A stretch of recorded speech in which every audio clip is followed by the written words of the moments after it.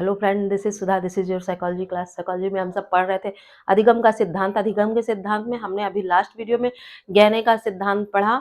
आज हम स्टार्ट करेंगे ब्रूनर का सिद्धांत। ठीक, आज जो सिद्धांत पढ़ेंगे वो संज्ञानात्मक सिद्धांत के अंतर्गत आता है। संज्ञानात्मक सीखने का सिद्धांत, या आप कह सकते हैं अन्वेषण का सिद्धांत, बहुत सारे उसके नाम हैं। जेरोम ब्रूनर ने ये सिद्धांत दिया था। तो चलिए आज स्टार्ट करते हैं ब्रूनर का सिद्धांत।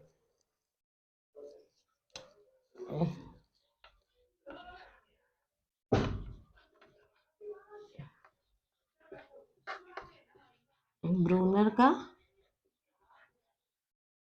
सिद्धांत देख लेते हैं। ब्रूनर जैसा नाम है ही ब्रूनर, प्रतिपादक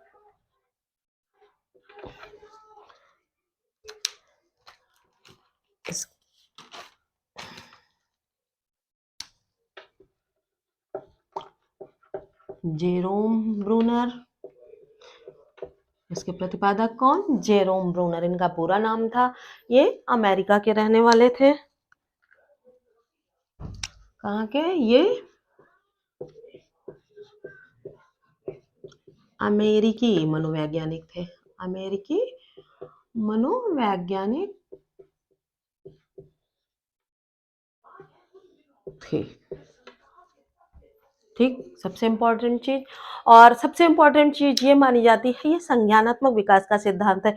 जो जीन पियाजे ने विकासात्मक सिद्धांत दिया था, उन्हीं के सिद्धांत का ये विकल्प माना जाता है। ठीक है, जीन पियाजे का सिद्धांत आप सभी को याद है। जिसको नहीं याद हो, नहीं समझ में आया हो, मेरा वीडियो रिप्ले करके देख लें। वीडियो तो देखा ही होगा, एक बार फिर से रिप्ले कर लें। ठीक है,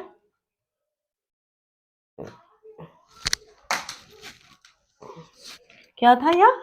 संज्ञानात्मक विकास का सिद्धांत था यह।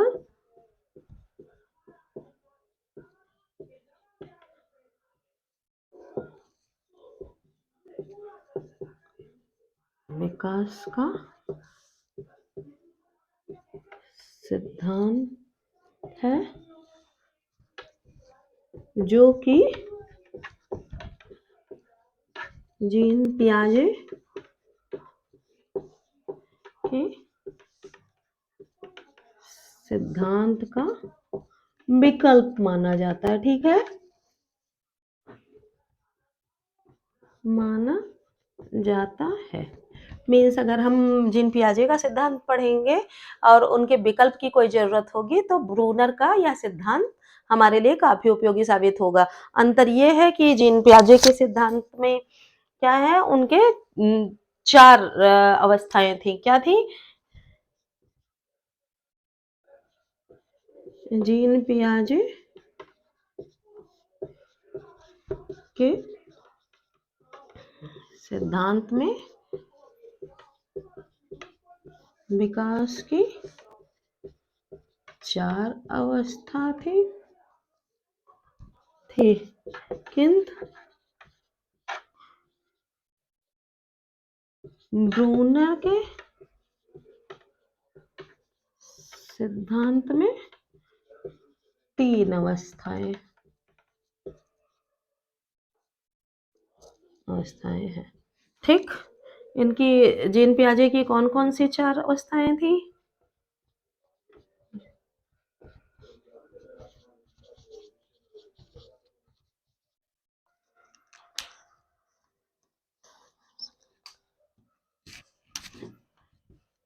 जैसे पहले इनकी थी संवेदी गामक, पूर्व संक्रियात्मक, तीसरी अवस्था उनकी थी मूर्त संक्रियात्मक,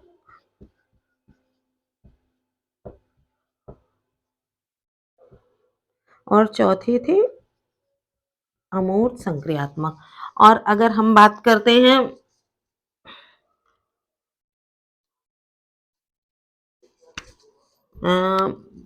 ब्रूनर की, तो इनकी विकासात्मक अवस्थाओं में 3 अवस्थाएं आती थी। कौन सी?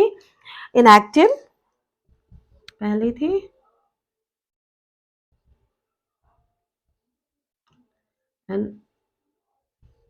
एक्टिव दूसरी थी, आइकॉनिक, और तीसरी अवस्था कौन थी? सिंबॉलिक। ठीक है, ये 3 अवस्थाएँ ब्रूनर की थीं। इन्होंने विकास की अवस्थाओं की 4 अवस्थाएँ बताई थी, इन्होंने 3 अवस्थाएँ बताई थी, सिर्फ़ इतना अंतर है और चीज़ों को वही इंक्लूड किया था। जहाँ जीन पियाजे ने स्टार्ट किया था जन्म से लेके 2 वर्ष, वैसे ही जन्म का क्रम इनके भी विकास की अवस्थाओं में जन्म का क्रम बढ़ता जाता था और मूर्त अवस्थाओं मूर्त चीज़ों के मूर्त चिंतन की अवस्था, मूर्त चिंतन की अवस्था, बिल्कुल वैसे ही चीज़ों को इन्होंने भी डिवाइड किया था। किसने? जेरोम ब्रूनर ने, जैसे कि जीन पियाजे ने डिवाइड किया था। ठीक है, अभी हम थोड़ा देखते हैं कि इनके विकास की ये अवस्थाएं किस तरह से हैं, इनकी हम थोड़ी डिटेलिंग करते हैं।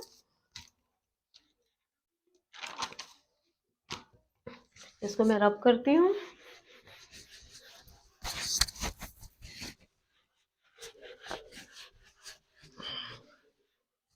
चलिए स्टार्ट करते हैं पहली अवस्था से। इनएक्टिव अवस्था पहला है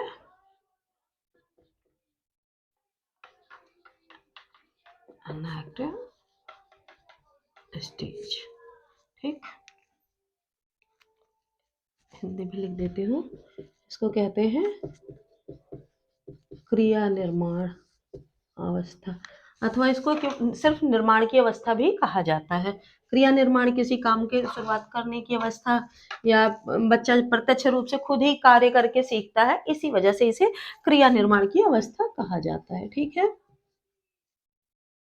अब इसकी मुख्य मुख्य चीजें देख लेते हैं। इसमें आयु क्या होती है बच्चों की? जन्म से लेके इस अवस्था में इन्होंने जन्म से लेकर लेकर 2 वर्ष तक के बालकों को रखा, 2 वर्ष तक। ठीक है, जन्म से लेकर 2 वर्ष तक के बालकों को रखा, जिसमें बच्चा खुद ही हाथ पैर हिलाकर कार्य करना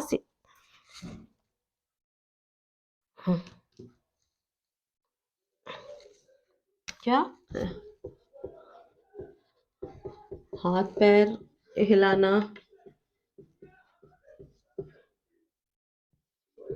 चलना आदि क्रियाएं,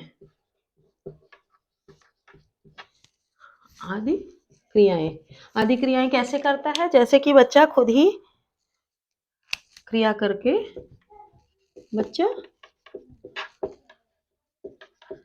क्रिया करके प्रत्यक्ष अनुभवों द्वारा सीखता है। कैसे? खुद ही हाथ पैर हिलाता है, कहीं कुछ हाथ मारता है, कहीं पाँव मारता है, तो चलना सीखता है, तो वैसे ही खुद ही क्रिया करके प्रत्यक्ष रूप से सीखता है। ठीक है, बच्चा खुद ही सीखता है अपने अनुभवों के द्वारा। समझ में आ रहा है ना? ये जन्म से 2 वर्ष तक की अवस्था है, इसमें बच्चा खुद ही हाथ पैर हिलाता है, खुद ही क्रियाएं करता है और खुद ही क्रियाएं करके प्रत्यक्ष अनुभव द्वारा चीजों को सीखता है। ठीक है, दूसरी अवस्था होती है दूसरी अवस्था होती है आइकोनिक। आइकोनिक यानी कि प्रतिबिंबात्मक या छायात्मक कह सकते हैं, छायात्मक अवस्था। ठीक है, इसका एज ग्रुप क्या होता है देख लेते हैं।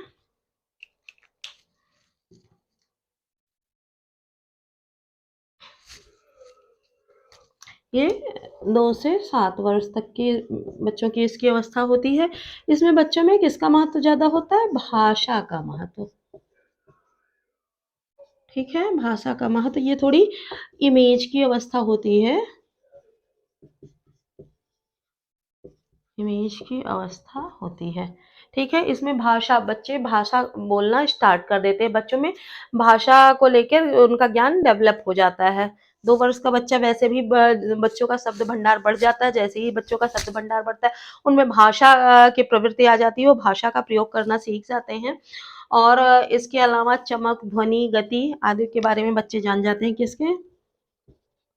चमक, ध्वनि, गति आदि के बारे में बच्चे जानने लगते हैं। इसके अलावा क्या करते हैं बच्चे, मूर्त चीज़ों के बारे में सोचने की क्षमता उनकी बढ़ जाती है। जैसे जब उनको इमेज की अवस्था जब ये होती है, चीज़ों को एकदम देखकर पहचानने लगते हैं, मतलब बच्चों की मूर्त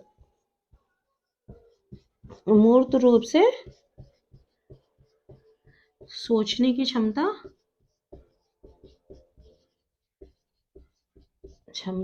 बढ़ जाती है।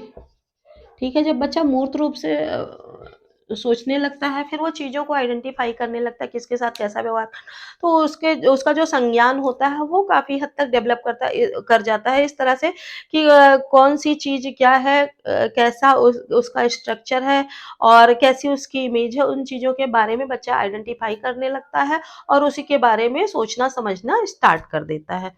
ठीक है? इनको आप नोट डाउन कर लीजिए, नोट्स ज़रूर बनाते रहिए। अब मैं रब कर रही हूँ। और तीसरी अवस्था आती है सिंबॉलिक अवस्था, यानी कि किसी चीज का बच्चा सिंबल बना लेता है, संकेतों की अवस्था जिसको हम कह सकते हैं।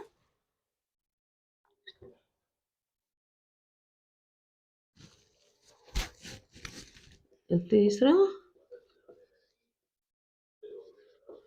सिंबॉलिक स्टेज, यानी कि संकेतों या चिन्हों की अवस्था। ठीक है,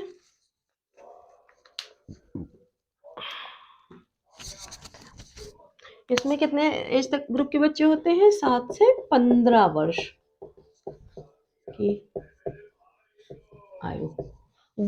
जैसे 7 वर्ष तक का था पिछला, उसमें बच्चे मूर्त चिंतन करना शुरू करते हैं। उसके बाद अब ये अवस्था ऐसी आती है कि बच्चे अमूर्त चीज़ों के बारे में चिंतन करना स्टार्ट करते हैं। कोई चीज़ उनको कॉन्सेप्ट दिया जाता है, वो अमूर्त होता है, उसको नहीं देखते हैं, उसके बारे में भी वो चिंतन करना, बातें सोचना, समझना स्टार्ट कर देते हैं। क्या चीज़ कैसी थी, कैसे है, कैसी रहेगी, या मीन्स अमूर्त चिंतन की प्रक्रिया प्रारंभ हो जाती है।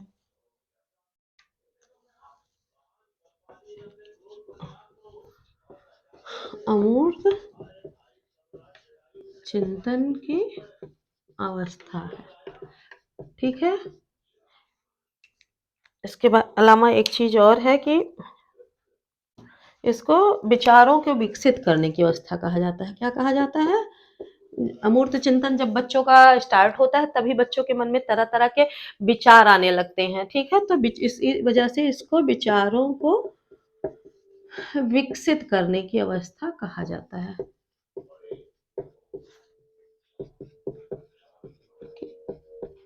अवस्था कहा जाता है। ठीक, इसके अलावा एक चीज और है, जिज्ञासा की अवस्था। हम्म, जिज्ञासा की अवस्था, इसको जिज्ञासा की अवस्था भी कहा जाता है। इसमें इसी अवस्था में बच्चों में तरह-तरह की चीज़ों को जानने के लिए, चीज़ों को समझने के लिए बच्चे जिज्ञासु होते हैं। 7 से 15 साल तक की अवस्था ऐसी होती है। इस तरह से हम देख रहे हैं कि जिस तरह संज्ञानात्मक विकास को जीन पियाजे ने डिवाइड किया था, कुछ उसी तरह से जेरोम ब्रूनर ने भी संज्ञानात्मक विकास को डिवाइड किया है और सीखने की अवस्थाओं को उसी तरह से, उसी क्रम में ढाला है। अंतर सिर्फ इतना है कि उन्होंने 4 अवस्थाओं में बाँटा था, इन्होंने 3 अवस्थाओं में। ठीक है? अब हम आगे थोड़ा चलते हैं, इसकी विशेषताओं को जान लेते हैं।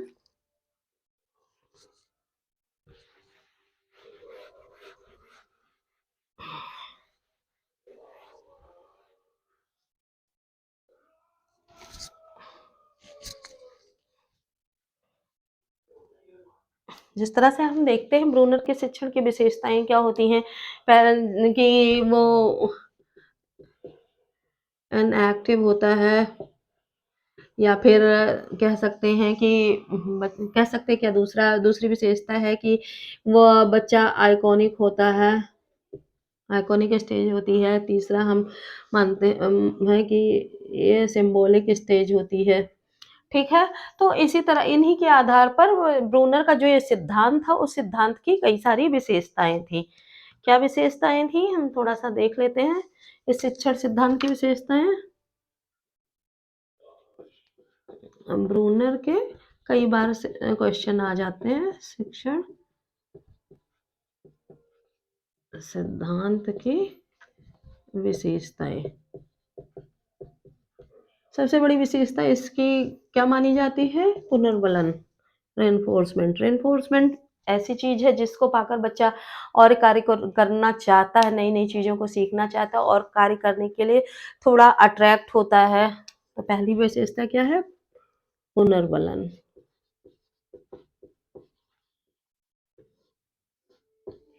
जिसको हम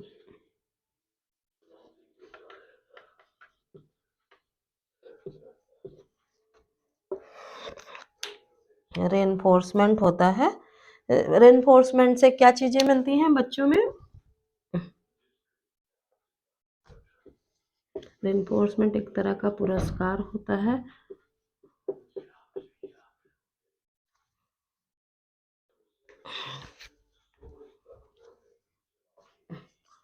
पुरस्कार होता है और पुरस्कार मिलते रहने से बच्चों में क्या होता है? आंतरिक गुणों का विकास होता है। बच्चे के आंतरिक गुण निखर कर आते हैं और बच्चा नए नए कार्य उसी तरह से करना प्रारंभ कर देता है। आंतरिक गुणों का विकास होता है। ठीक है। दूसरा गुण इसका आता है ज्ञान की संरचना। क्या होता है? ज्ञान की संरचना। दूसरा गुण इसका है ज्ञान की संरचना। यह ज्ञान सिद्धांत जो है वो इनका सीखने के लिए ज्ञान एक संरचना प्रदान करता है, या क्या करता है? या सीखने के लिए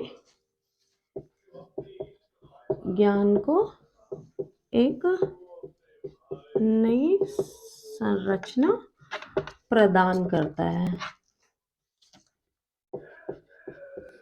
प्रदान करता है। ठीक है। तीसरा गुण हम कह सकते हैं कि क्रम। जैसे एक क्रम में सिद्धांत को बांटा गया है कि सीरियल वाइज, जैसे जन्म का क्रम है या आयु का क्रम है या गुणों को जो उसके अंदर सीखने की क्षमताएं बढ़ती जाती है उसका क्रम है। तो ये क्या करता है? क्रम प्रदान करता है। क्या है? क्रम। तीसरा गुण इसका है क्रम या सीरियल कह सकते हैं,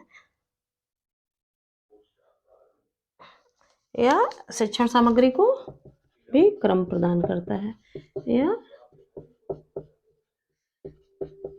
शिक्षण सामग्री को क्रम प्रदान करता है। ठीक है।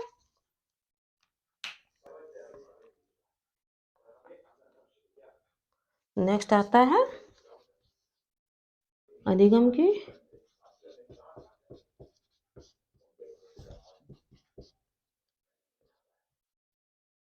पूर्वानुकूलता।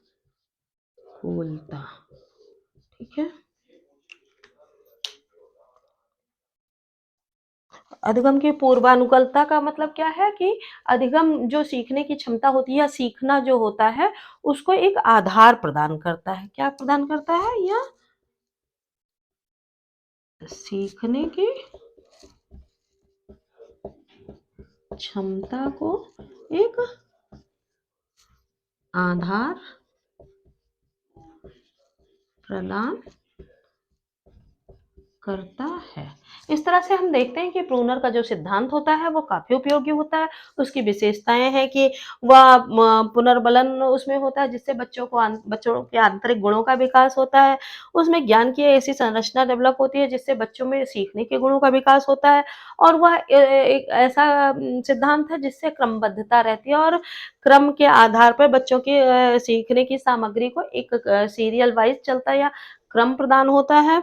और अधिगम की पूर्वानुकूलता बढ़ती है, मतलब बच्चे को सीखने की क्षमता को एक आधार मिल जाता है। ठीक है। तो इस तरह से हम देखते हैं अधिगम के सिद्धांतों में ब्रूनर का संज्ञानात्मक सिद्धांत काफी उपयोगी था। इसको आप नोट डाउन करिए और इसकी जो इम्पोर्टेंट चीजें हैं वो हम नोट डाउन करते हैं।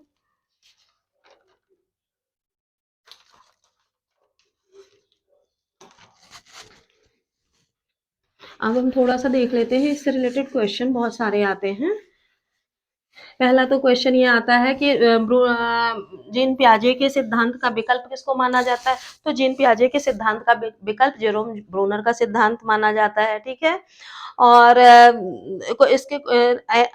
जेरोम ब्रूनर कहाँ के रहने वाले थे? जेरोम ब्रूनर अमेरिका के निवासी थे।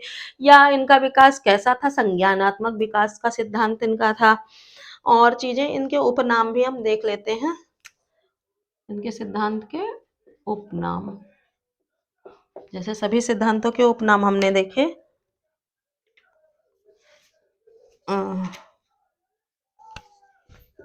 उसको संरचनात्मकता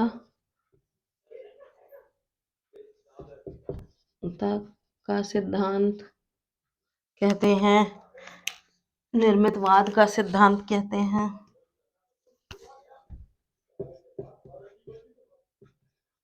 क्या? निर्मितवाद का सिद्धांत, अन्वेषण का सिद्धांत,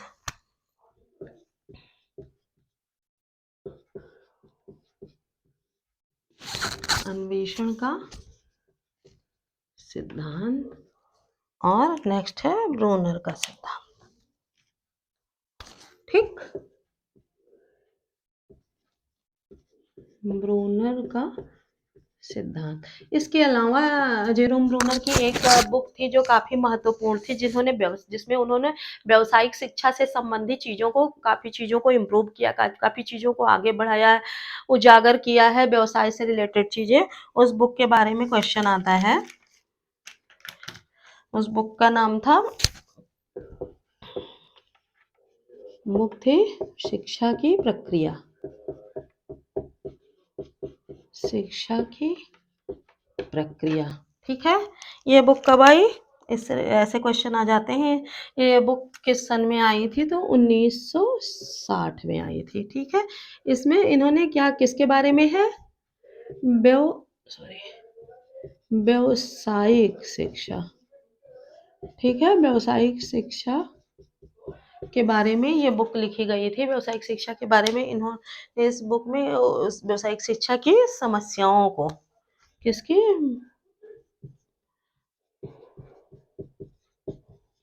व्यवसाय शिक्षा की समस्याओं को उजागर किया इस बुक के माध्यम से, ठीक है। तो इस तरह के क्वेश्चन आ जाते हैं कि इन्होंने कौन सी बुक लिखी थी? तो शिक्षा की प्रक्रिया लिखी थी। कौन से सन में बुक आई थी? 1960 में आई थी। या जेरोम ब्रूनर की जो किताब थी, उस किताब में, अपनी किताब में उन्होंने किस समस्या को उजागर किया? तो व्यावसायिक शिक्षा की समस्या को उजागर किया।